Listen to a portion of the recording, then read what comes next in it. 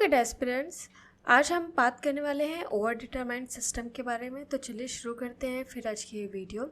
तो गाइस, जब मैं आपसे non homogeneous system of linear equation के बारे में डिस्कस कर रही थी हमारे पिछले वीडियोस में, तो वहाँ पे मैंने आपको बताया था कि ax इक्वल टू बी, ये पैटर्न आपको कहीं दिखता है इक्वेशन में, तो इसका मतलब है कि वो non homogeneous system of linear equation है। तो ये सब मैं आपको इसलिए बता रही हूँ क्योंकि यहीं से हमें ओवर डिटरमाइंड सिस्टम के बारे में पता चलेगा, तो थोड़ा सा वेट कर लीजिए।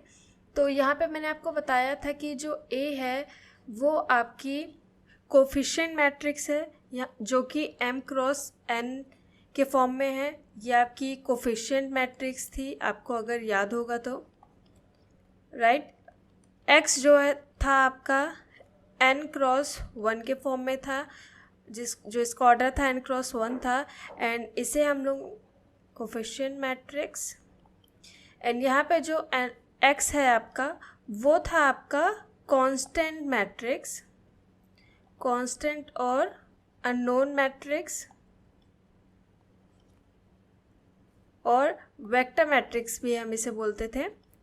एंड जो b है यहाँ पे आपका, वो आपका m क्रॉस 1 के फॉर्म में था, जो इसका ऑर्डर था, एंड इसे हम बोलते थे अगेन वेक्टर मैट्रिक्स और अननोन मैट्रिक्स, राइट। अगर आपको याद होगा तो यहाँ पे जो m और n की बात हो रही है, m आपकी जो है वो रोज़ है, n आपकी जो थी वो कॉलम थी। आई होप आपको याद होगा। तो जो ये आपकी रोज़ हैं, इसे ही हम क्या बोलते हैं थे, इक्वेशंस, एंड जो कॉलम है इसे हम बोलते थे unknown variables. Okay, unknown variables.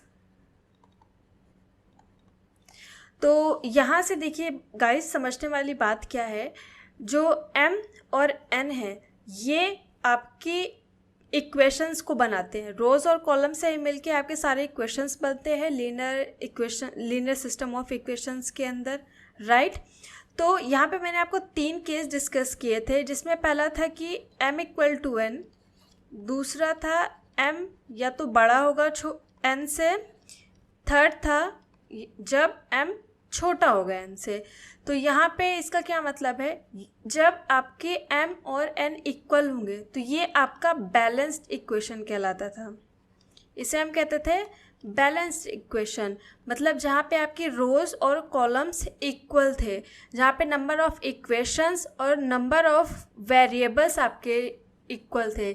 Like अगर यहाँ से हम एग्जाम्पल लें बैलेंस्ड इक्वेशन का, like 2x plus 3y equal to 2, 4x plus 6y equal to 10। तो यहाँ पे देखिए गाइस, नंबर ऑफ इक्वेशंस कितनी है, ये पहली इक्वेशन हो गई, ये आपकी दूसरी इक्वेशन हो गई। तो आपकी 2 इक्वेशन है, एंड वेरिएबल यहाँ पे कितने हैं, देखिए x और y, 2 ही तो वेरिएबल है। तो यानी यहाँ पे 2 वेरिएबल्स हैं और 2 ही आपकी इक्वेशंस है, यानी m इक्वल टू n हो गया। ओके, नंबर ऑफ इक्वेशंस और नंबर ऑफ वेरिएबल्स दोनों आपकी इक्वल है, तो ये आपकी कैसी इक्वेशन हो गई, बैलेंस्ड इक्वेशन हो गई, राइट। अब सेकेंड जो केस है उसकी बात करते हैं, जहाँ पे आपकी रोज ज़्यादा हो किससे, आपकी कॉलम से। क्या मतलब इसका, जब आपके इक्वेशंस ज़्यादा हो आपके वेरिएबल्स से, तो यही जो इक्वेशंस है, इस टाइप की इक्वेशंस आपकी कहलाती है ओवर डिटरमाइंड सिस्टम।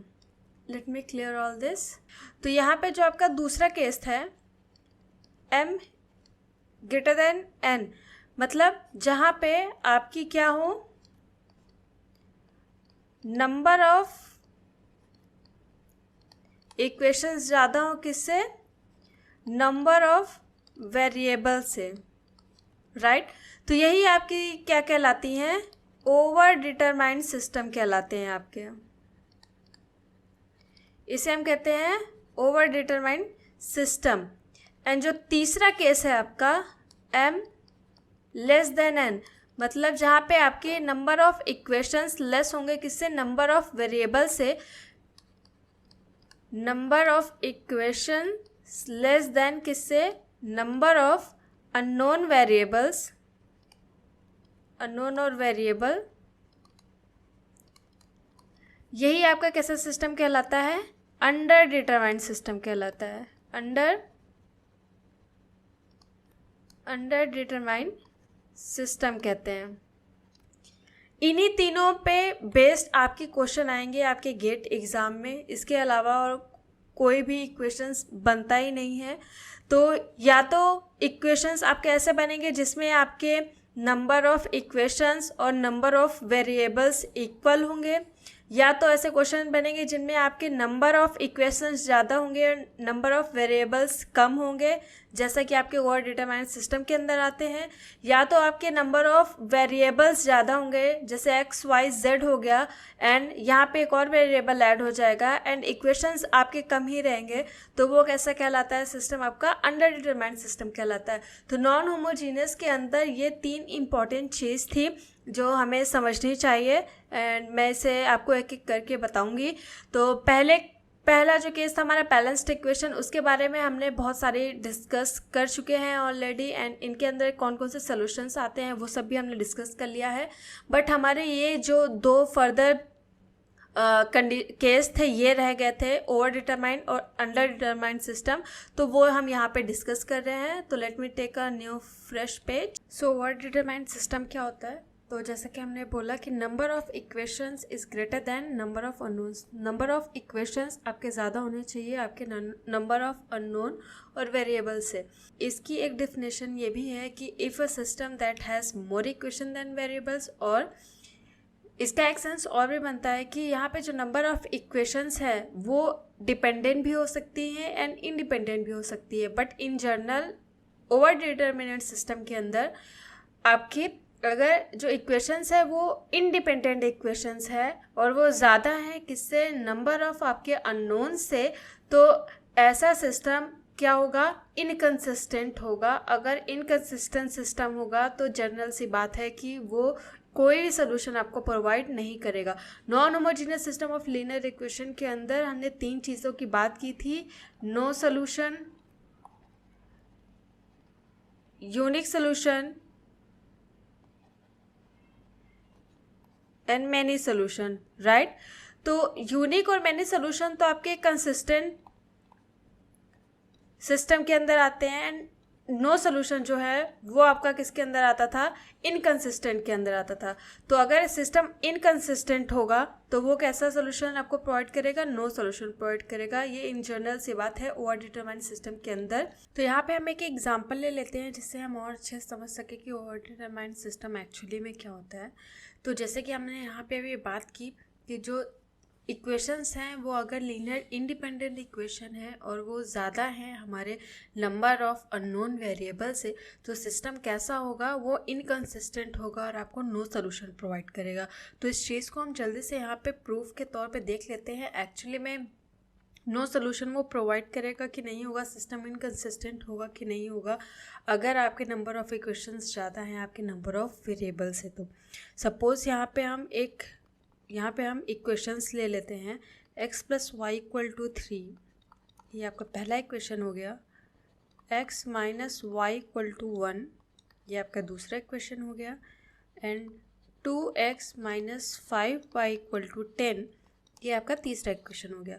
तो यहाँ पे आपको 3 इक्वेशंस दिए हुए हैं, एंड जो कंडीशन है हमारे ओवर डिटरमाइंड सिस्टम की कि नंबर ऑफ इक्वेशंस ज़्यादा होने चाहिए आपके वेरिएबल से। तो देखिए 1, 2, यहाँ पे सिर्फ आपके 1 और 2 वेरिएबल्स हैं, लेकिन नंबर ऑफ इक्वेशंस कितने हैं? देखिए 1, 2, 3 इक्वेशन है। तो ये ओवर डिटरमाइंड सिस्टम की जो कंडीशन है m > n वो सेटिस्फाई हो गई है। तो अब इसे अगर आप सॉल्व करेंगे तब हमें पता चलेगा कि एक्चुअली में सिस्टम इनकंसिस्टेंट है कि नहीं और नो सोल्यूशन प्रोवाइड कर रहा है कि नहीं। इसे आप 2 मेथड से कर सकते हो, ग्राफिकल रिप्रेजेंटेशन के थ्रू भी आप देख सकते हो, और हम जो लगाते हैं ऑगमेंटेड मैट्रिक्स के थ्रू इसे सॉल्व कर सकते हैं। तो हम ऑगमेंटेड मैट्रिक्स के थ्रू इसे सॉल्व करके देख लेते हैं कि ये एक्चुअली में इस कंडीशन को प्रूफ कर रहा है कि नहीं। तो अगर हम इसे आर्गुमेंटेड मैट्रिक्स में चेंज करें तो C = 1, 1, ये आपका 3, तो C = AB, ये आपका आर्गुमेंटेड मैट्रिक्स का फॉर्म होता है। तो ये ए मैट्रिक्स हमने मान ली और ये बी मैट्रिक्स हो गई। तो 1 -1 1 2 -5 एंड यहाँ पे आ गया आपका 10, राइट। तो यहाँ से अगर हम इसे सॉल्व करें इस मैट्रिक्स को, तो हमें इस सेकेंड रो और थर्ड रो को आपको ज़ीरो बनाना है। तो उसके लिए यहाँ पे आपको रो ऑपरेशन लगाना होगा। तो यहाँ पे अगर हम रो 2 को माइनस कर दे रो 1 से, रो 2 माइनस रो 1, तो ये आपका ज़ीरो हो जाएगा, राइट। 1 1 3, ये आपका ज़ीरो हो गया। एंड 1, तो यहाँ पे आपका क्या आ जाएगा, -2 आ जाएगा। एंड यहाँ पे 1 -3, तो ये आपका आ जाएगा -2, राइट। एंड यहाँ पे आपकी जो ये वाली रो बची थर्ड 2, तो ये आप कैसे इसको करेंगे, इसको अगेन आपको यहाँ पे एक रो ऑपरेशन लगाना पड़ेगा। रो 3 के लिए क्या, रो 3 के लिए आपको क्या लगाना पड़ेगा, अगर आप 2 से मल्टीप्लाई कर दो आपके पहले रो में, तो 2 देन 2 -2, यहाँ पे आपका ज़ीरो हो जाएगा अगेन। तो यहाँ पे 0 2 -5 और -2, तो -7 आ गया आपका यहाँ पे। एंड 6 आएगा यहाँ पे। एंड 10 -6, तो यहाँ पे आपका आ जाएगा यहाँ पे 10 -6 यानी 4 आ जाएगा, राइट। तो यहाँ पे एक बार ऑपरेशन और लगाएंगे। यहाँ पे अगर आप 2 से डिवाइड कर दो, तो यहाँ पे 1 और 1 हो जाएगा, राइट, बिल्कुल हो जाएगा। तो अगेन यहाँ पे हम अगर 2 से डिवाइड कर देंगे इसे, तो यहाँ पे 0 -2 से एक्चुअली डिवाइड करेंगे तो ये 1 हो जाएगा और ये 1 हो जाएगा। पॉजिटिव में नंबर कन्वर्ट हो जाएंगे तो वो ज़्यादा अच्छा रहता है। एंड यहाँ पे अगेन आपका आ जाएगा 0 -7 एंड 4। एंड यहाँ पे अब रो 2 में अगर हम रो 2 में 7 का मल्टीप्लाई कर दे, देखिए 7 रो 3 -7 R2 रो 2 में अगर हम 7 का मल्टीप्लाई कर दें एंड देन इसको सब्ट्रैक्ट कर दें, तो ये वैल्यू भी आपकी क्या हो जाएगी, 0। सो 1 1 3 0 1 1 0 0 एंड यहाँ पे आ जाएगा आपका 11, राइट। तो 7 4 11 हो जाएगा। यहाँ पे -7 + 7, सॉरी यहाँ पे एडिशन करेंगे तभी तो ये यहाँ पे -7 + 7 0 हो जाएगा। तो आई गेस यहाँ से अब देखिए आपको क्या मिला। आपकी जो रो ए है ये आपकी ए है मैट्रिक्स, ये आपकी बी मैट्रिक्स है। तो जो ए मैट्रिक्स है उसका रैंक क्या है, 2 लीनियरली इंडिपेंडेंट आपको रोज मिली हैं, तो 2। And rank of C matrix क्या है, 3, तो जो कि इक्वल नहीं है, rho A does not equal to rho C. तो इसका मतलब क्या है, यहाँ पे कोई भी सोल्यूशन आपको प्रोवाइड नहीं होगा, यहाँ पे कोई भी सोल्यूशन आपको नहीं मिलेगा। तो इसका मतलब सिस्टम कैसा है आपका, यहाँ पे इनकंसिस्टेंट है। जो कि यहाँ पे हमने बात की थी कि सिस्टम इनकंसिस्टेंट है तो वो नो सोल्यूशन आपको प्रोवाइड करेगा, ये हमने यहाँ पे प्रूफ कर दिया है। तो अगर आप इसका ग्राफिकल रिप्रेजेंटेशन देखो तो वहाँ पे भी आप जब इस लाइन को सॉल्व करेंगे यहाँ पे, तो अगर आप ग्राफिकल रिप्रेजेंटेशन देखो इन तीनों इक्वेशन का, तो आपको कुछ इस तरीके से मिलेगा, जो कि ये आपकी पहली लाइन है, ये दूसरी लाइन है एंड ये तीसरी लाइन है, जो कि एक दूसरे को कहीं पे भी मीट नहीं कर रही हैं। तो इनका कोई कॉमन पॉइंट नहीं है। अगर इनका कोई कॉमन पॉइंट नहीं है तो इसका मतलब है कि वो कैसा सिस्टम होगा, वो सिस्टम आपका इनकंसिस्टेंट होगा और आपको नो सोल्यूशन प्रोवाइड करेगा। तो आई होप गाइस आपको यहाँ से ये सारी चीज़ें समझ में आ गई हैं कि ओवर डिटरमाइंड सिस्टम क्या होता है एंड कैसे हम इसको आर्गुमेंटेड मैट्रिक्स के थ्रू प्रूव भी कर सकते हैं। एंड यहाँ पे ग्राफिकल रिप्रेजेंटेशन के थ्रू भी आप देख सकते हैं कि आपके जो इक्वेशंस हैं वो एक्चुअली में किस टाइप के हैं एंड वो आपको क्या सोल्यूशन प्रोवाइड कर रहे हैं। अगर आपको ग्राफिकल रिप्रेजेंटेशन टफ लगता है तो आप आर्गुमेंटेड मैट्रिक्स के थ्रू आप इसे फाइंड कर सकते हैं। पिछली वीडियोस में हमने बहुत सारे आर्गुमेंटेड मैट्रिक्स के थ्रू क्वेश्चन को सॉल्व किया है। तो आई होप अब आपको ये आसान लग रहा होगा कि किस तरीके से आप किसी भी इक्वेशन, किसी भी सिस्टम ऑफ लीनियर इक्वेशन को ऑगमेंटेड मैट्रिक्स के थ्रू कैसे सॉल्व कर सकते हैं, ये भी अब आपको पता चल गया होगा। तो यहाँ पे हमने दोनों मेथड से प्रूव कर दिया है। तो मिलते हैं हमारे नेक्स्ट वीडियो में गाइस, वहाँ पे हम अंडर डिटरमाइंड सिस्टम क्या होता है एंड इसे कैसे प्रूफ करेंगे वहाँ पे हम देखेंगे। तो आई होप गाइस आपको ये सारी चीज़ें समझ में आ गई होंगी। सो मिलते हैं हमारे नेक्स्ट वीडियो में, तब तक के लिए बाय बाय।